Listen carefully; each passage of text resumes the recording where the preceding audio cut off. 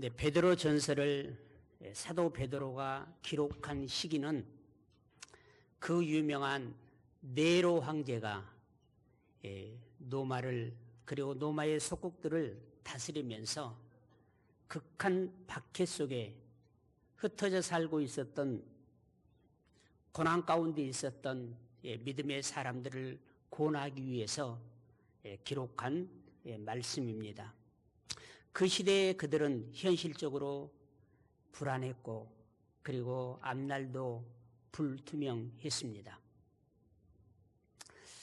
사랑하는 성도 여러분, 지금 현재 우리가 살고 있는 우리의 상황이 어떤 상황이든지 그리고 내가 무엇을 하든지 시간은 지나가고 있습니다.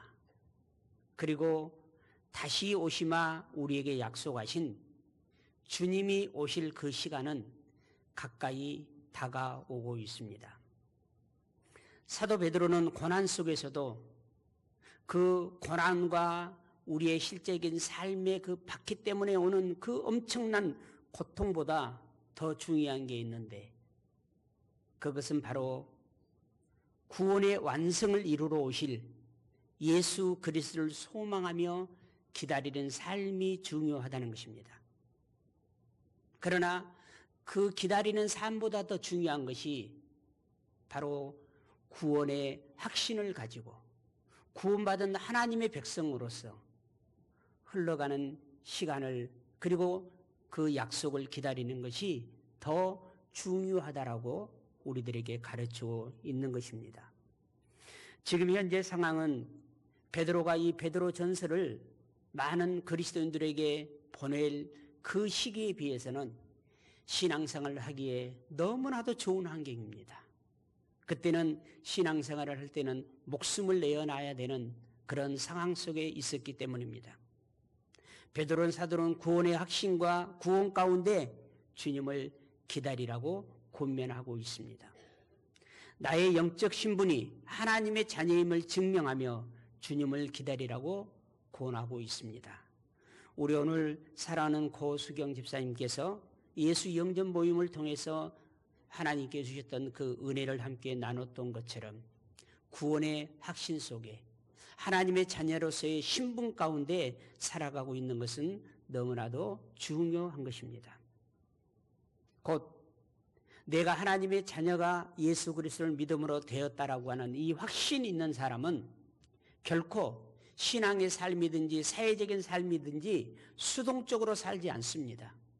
삶을 이루어감에 있어서 능동적인 삶을 살아가면서 기다리는 그런 모습들을 보여주게 되는 것입니다.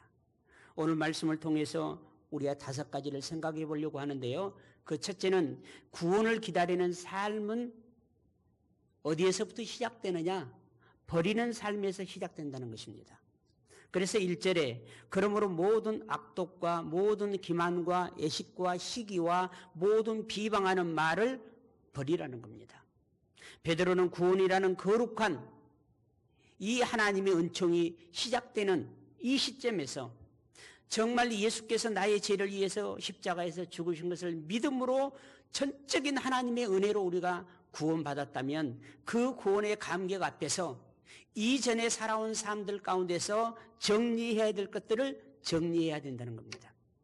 단순히 우리가 이 예배당에 앉아 있음으로 인해서 우리가 어떤 목자 목녀로 어떤 여러분이 맡겨지는 그런 역할들에 최선을 다해서 사역을 한다 할지라도 오늘 1절에 말씀하고 있는 이런 것들을 버리지 아니하고 사역을 한다면 결국 그 열매는 좋은 열매로 나타나지 않게 되고 도리어 내가 구원받은 하나님의 자녀이기 때문에 내가 이런 것들을 버리지 아니하고 우리의 사람들 관계를 맺으며 살아가면 도리어 나 때문에 그들이 하나님의 사랑 예수 그리스도의 구속의 은혜를 아는데 도리어 장애물이 된다는 것입니다.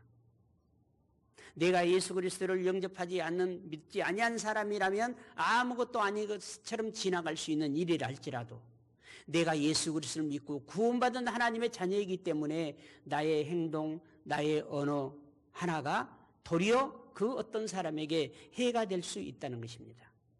그래서 우리가 버려야 될 것을 5가지를 이야기하잖아요. 악독은 무엇이냐? 마음의 깊은 곳에 있는 도끼예요. 그래서 조금만 상황이 뒤틀어지면 그 도끼가 나와서 악한 말, 악한 행동을 함으로 다른 사람에게 깊은 아픔에 상처를 주는 그런 마음이죠. 기만이라고 하는 것은 보이지 않게 다른 사람들을 속이는 겁니다. 다른 사람들을 이용하는 것입니다. 나의 유익을 위해서 다른 사람들을 속여가는 것을 기만이라고 합니다. 외식은 겉과 속이 다른 신앙의 모습이죠. 시기는 비교로 인해서 마음이 부패져 있는, 마음이 옳지 못하는 악한 마음으로 채워져 있는 상태. 비방은 공동체를 어렵게 만드는 말의 죄를 말합니다. 우리의 말 한마디가 이 공동체에 있어서 얼마나 중요한 것을 알아야 됩니다. 여러분, 우리는 구원을 기다리고 있습니다. 예수님 다시 오심을 기다리고 있습니다. 지금은 대강절, 우리는 대망절을 지금 지내고 있습니다. 예수님이 오시기를 지금 기다리고 있는 시간입니다. 여러분, 구원을 기다려야 된다는 것은 팔짱을 끼고 가만히 시간을 보내는 것이 아니라 내 안에 있는 죄를 적극적으로 십자가 앞에 내어놓고 그것을 과감히 버리는 일부터 구원은 시작되는 것입니다. 그것을 버리지 아니하면 우리가 하나님을 믿는다고 하지만 전혀 우리의 삶 속에는 변화가 일어나지 않을 것입니다. 사랑하는 성도 여러분, 정말 여러분이 우리 주 예수 그리스도의 다시 오심을 기다리는 구원의 확신 가운데 있다면 여러분의 죄, 이렇게 지적한 이 죄들을 여러분이 과감히 결단하고 버릴 수 있기를 바랍니다. 안 된다면 여러분 금식하면서라도 그 죄악을 버리시기를 바랍니다. 두 번째, 구원을 기다리는 삶은 하나님을 더욱더 갈망하는 삶이라고 말합니다. 2절 3절에 갓난 아기들 같이 순전하고 신령한 젖을 사모하라. 이는 그로 말미암아 너희로 구원에 이르도록 자라게 하려 함이라. 너희가 주의 인자하심을 맛보았으면 그리하리라. 그러니까 정말 하나님의 은혜, 정말 하나님의 사랑을 맛보았다면 어린아이와 같이 순전한 그리고 신령한 젖, 하나님의 은혜를 사모하는 자가 되라는 것입니다. 버린다고 해서 끝이 아닙니다. 버렸으면 그 버린 자리에 하나님의 말씀의 생명으로 채우라는 것입니다. 갓난 아이는 젖을 찾지 않으면 살 수가 없습니다. 그래서 그들이 할 수 있는 최고의 행위를 합니다. 무엇입니까? 젖을 줄 때까지 울어댑니다. 막 발버둥을 치면서 울어댑니다. 막 거품을 내면서 울어댑니다. 그 젖이 있어야 살 수 있기 때문에. 이처럼 갓난아이처럼 우리가 제약을 버렸다면 그 버린 제약에 하나님의 생명의 말씀을 채우기 위해서 발버둥치라는 겁니다. 거품 울면서 부르짖으라는 겁니다. 성도는 말씀을 먹지 않으면 그 믿음은 자라지 않습니다. 권위자에게 순종하지 않으면 믿음은 자라지 않습니다.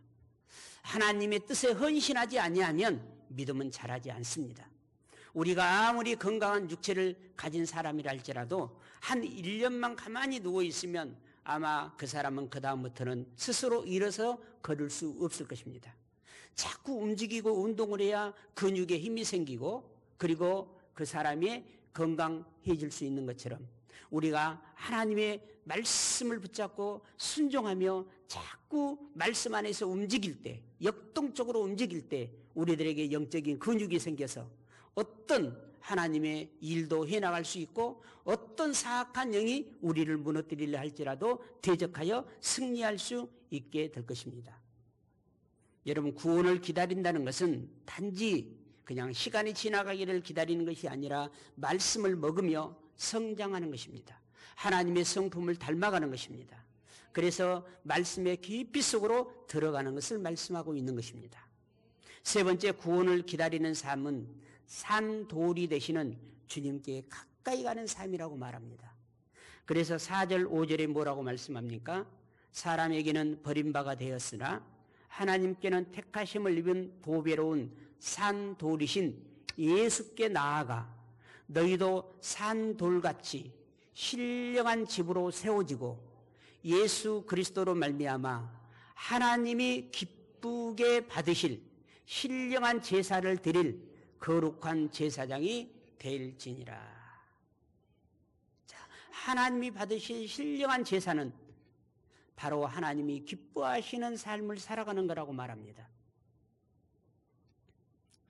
주님은 사람들에게 버림을 받았으나 하나님께는 택함을 받은 산돌이 되셨습니다. 저와 여러분이 비록 예수 그리스도를 통해서 하나님을 알지 못하는 자들에게는 버림을 받은 것이 마땅합니다. 여러분이 여러분의 삶 속에서 하나님을 알지 못하는 사람에게는 버림을 받아야 그게 정상입니다. 여러분이 버림을 받아야 하나님의 택함을 받을 수 있기 때문입니다. 교회, 에클레시아, 하나님의 부르심을 받은 사람들의 모임, 그 세상에 우리가 속해 있었는데 하나님이 우리를 부르셨단 말이에요. 그 부르심에 응답하고 세상 공동체에서 뛰쳐나온 사람들이 모여있는 공동체가 뭐라고요?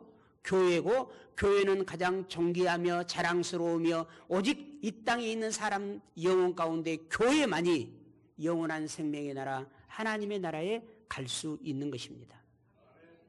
여러분, 그냥 주님 오실 때를 기다리는 게 아니라 점점 더 그 기다림의 시간 속에서 주님과 더 가까이 갈 수 있는 그런 저와 여러분의 마음이 되기를 바랍니다.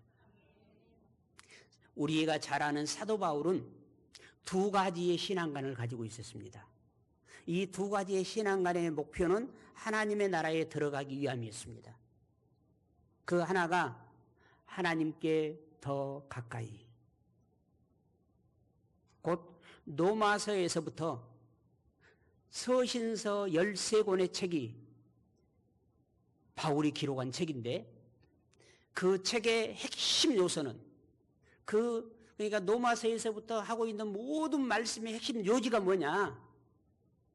여러분이 읽고 나서 그 핵심 요지를 말한다고 하면 이렇게 말할 수 있어야 돼. 하나님께 더 가까이 다가서는 것이 복이라고 말하네요. 곧 하나님께 더 가까이 가는 것이 사도 바울의 신앙관이었어요. 또 하나는 엔크리스토스, 예수 그리스도 안에서 모든 보화는, 모든 가장 좋은 것은 예수 그리스도 안에 있다는 것입니다. 그리고 예수 그리스도 안에 있는 가장 보화 같은 그 하나님의 은혜와 축복을 교회 공동체의 하나님은 비밀로 감춰두셨다고 말합니다. 그래서 이 공동체 생활을 통해서 우리가 그러한 것들을 누려갈 수 있는 것입니다. 우리 사랑하는 성도님들, 주님을 기다리는 그 시간이 주님과 더 가까워지는 시간이 되기를 바랍니다. 예수 그리스도 안에 거하는 시간이 되기를 바랍니다. 예배를 통해서 주님과 가까워지기를 바랍니다. 기도를 통해서 주님과 가까워지기를 바랍니다. 회개를 통해서 주님과 가까워지기를 바랍니다. 하나님께 그리고 세운 영적인 지도자에게 순종함으로 가까워지기를 바랍니다. 주님은 우리를 거룩한 제사장으로 부르셨습니다. 우리를 단지 구원받은 그런 평범한 사람이 아니라 구원을 이 땅에 드러내는 제사장적 가치 있는 위대한 존귀한 삶을 살도록 우리를 제사장으로 하나님은 부르신 것입니다. 네 번째로, 구원을 기다린다는 것은 세상의 가치와 다른 선택을 하며 살라는 것입니다. 그 기다림의 시간 속에 세상 사람들이 가지고 있는 가치관에 의해서 사는 것이 아니라 하나님의 백성으로서의 가치관을 가지고 그들과 다른 선택을 하며 살라는 것입니다.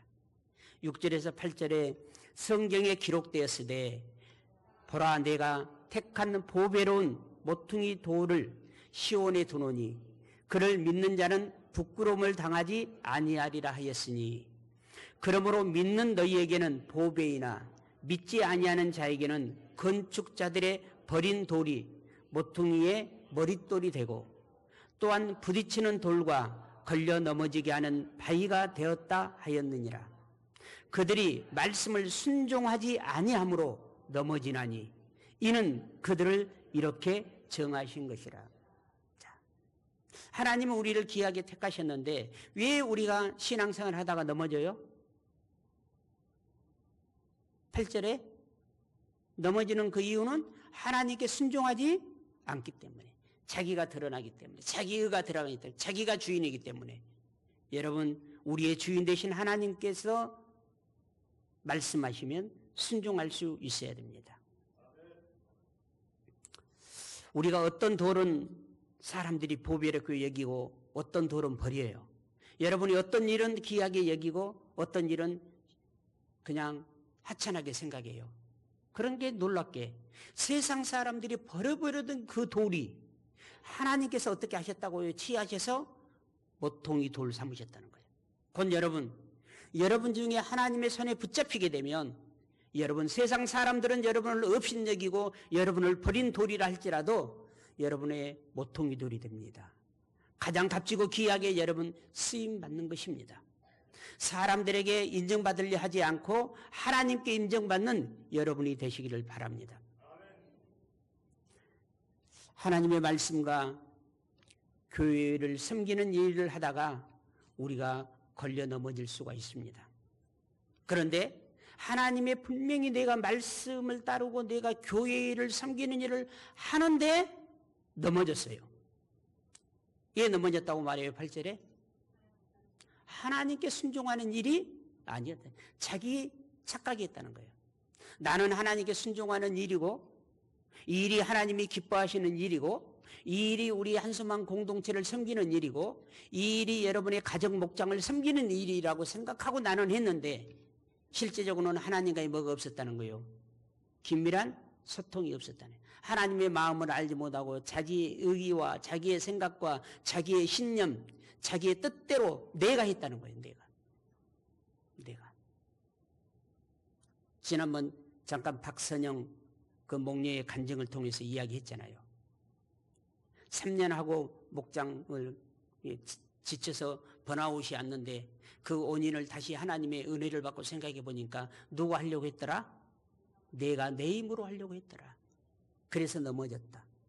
여러분, 하나님의 뜻을 가까이 알기 위해서 아까 뭐라고 그랬습니까? 하나님께 가까이 다가섬이 축복이고 예수 그리스도 안에 거함이 축복이라고 그랬습니다. 여러분, 오늘 잠깐 예배 전 찬양 시간에 저 뒤에 아이들이 많이 모여 있었잖아요. 아이들이 많이 모여 있어서 너희들 이렇게 모처럼 모였으니까 언젠가 또 볼 줄 모르겠지만은 우리 기념으로 사진 하나 찍자라고 하니까 한 어머니의 아이가 안 왔어요. 거기에 안 오니까 그 어머니가 이렇게 말했어요. 작은 것에 순종해야 된다고 했지. 작은 일이라도 순종했을 때 큰 일을 할 수 있다고 했지. 라고 아이를 가르치니까 그 아이가 와서 함께 사진을 찍었어요. 여러분, 얼마나 신앙적인 지금 교육을 잘하고 있습니까? 아무것도 아닌 일처럼 생긴 작은 일에 순종해야 하나님이 큰 일을 맡긴다는 것입니다. 여러분, 구원은 선택입니다.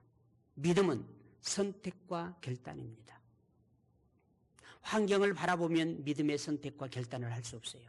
환경 뒤에 계시는 하나님을 볼 수 있는 영적인 눈이 열리시기를 바랍니다.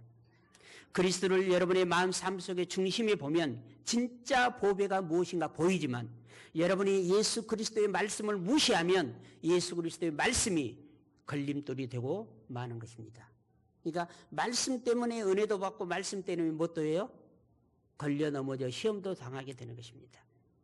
여러분, 우리가 구원을 기다리는 사람이라면 주님의 말씀 약속을 내 선택의 기준으로 삼아야지, 어떤 환경이나 세상의 문화나 세상의 어떤 흐름을 내 삶의 기준으로 삼으면 안 됩니다. 여러분, 살아있는 물고기는 흘러가는 강물을 거슬러 올라갑니다. 그러나 죽은 물고기는 그 물결 따라 흘러가게 됩니다.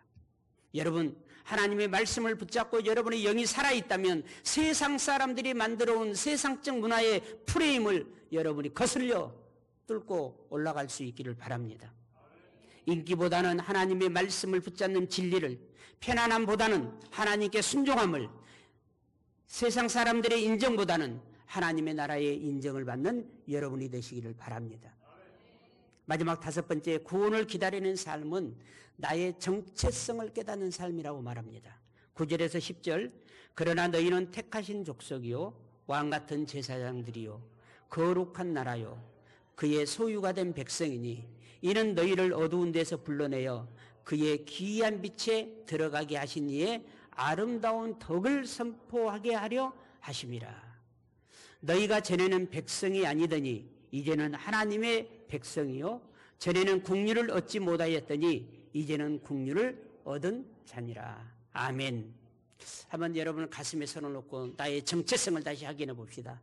나는 구원받은 하나님의 백성, 하나님의 나라의 상속자이다. 아멘. 우리 옆에 분에게 자랑스럽게 여러분의 정체성을 이야기하겠습니다. 나는 하나님의 백성, 하나님의 자녀, 하나님의 나라의 상속자입니다.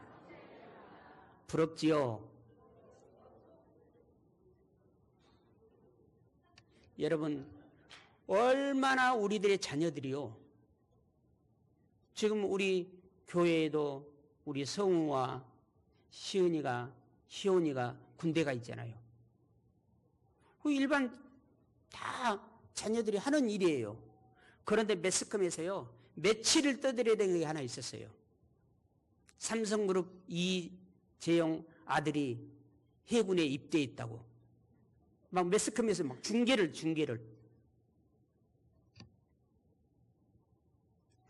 왜 그랬을까요? 삼성에서 광고 받으려고 그랬을까요? 자, 여러분, 우리는 그보다도 더 특별한 하나님의 자녀예요.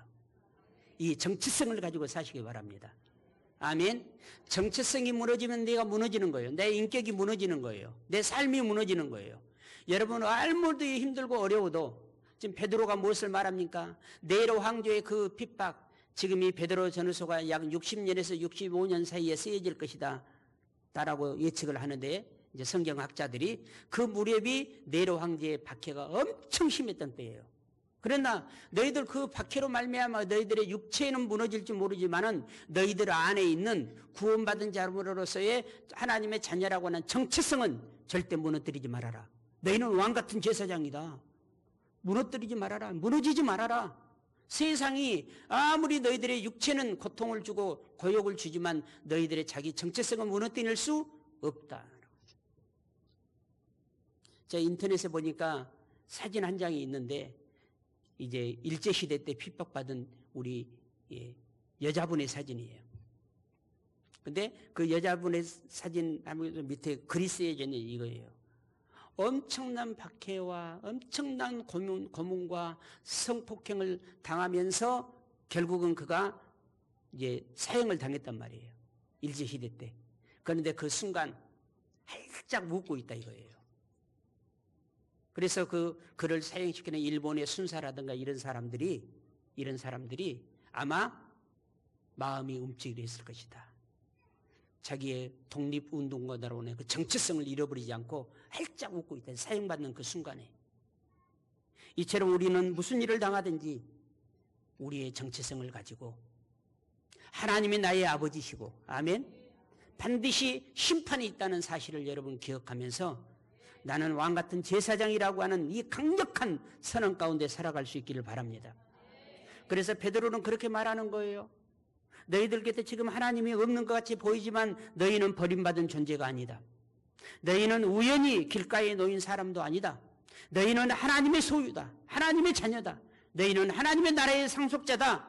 라고 다시 한번 베드로가 그들에게 선포하면서 그들에게 용기를 주고 있는 것입니다. 여러분, 구원을 기다린다는 것은 이 정체성을 우리의 삶의 일상에서 여러분 드러내는 것입니다. 아멘. 구원은 언젠가 올 사건이 아니라 우리의 삶 속에서 지금 드러나고 있는 것입니다. 여러분, 우리는 이미 구원받았지만 아직 완성되지 않은 구원의 길을 걷고 있습니다. 그런데 히브리서에 보게 되면 그 구원에 이르지 못할 자도 있다. 왜 그들이 그 구원에 이르지 못하느냐? 아버지 하나님께 주시는 말씀에 순종치 아니함으로 믿음이 없기 때문이다라고 말합니다. 여러분, 기다림은 정적인 시간이 아닙니다. 그 기다림은 나를 변화시키는 시간이고 주님 앞에 더 가까이 가는 시간이며 하나님의 백성으로 살아가는 영적인 시간인 것입니다. 오늘 말씀을 통해서 우리는 이렇게 5가지를 결단했으면 좋겠습니다. 첫째, 함께 읽겠습니다. 내 안에 죄성을 버리겠습니다. 말씀을 사모하며 영적으로 자라겠습니다. 주님께 더 가까이 가겠습니다. 세상과 다른 선택을 하겠습니다. 하나님의 소유된 백성으로 살아내겠습니다. 아멘. 주님께서 기다리시는 것은 우리의 구원의 여정과 성숙하는 삶을 주님은 바라보고 계십니다. 여러분, 어떤 고난과 어려움에도 나를 바라보고 계시는 예수님을 바라보면 이겨낼 수 있습니다. 우리 잠깐 손을 얹고 이 5가지의 결단이 이루어지도록 한 1분 정도 함께 기도하도록 하겠습니다. 화면 띄워주십시오. 주여 아버지 하나님, 함께 하심을 감사를 드립니다.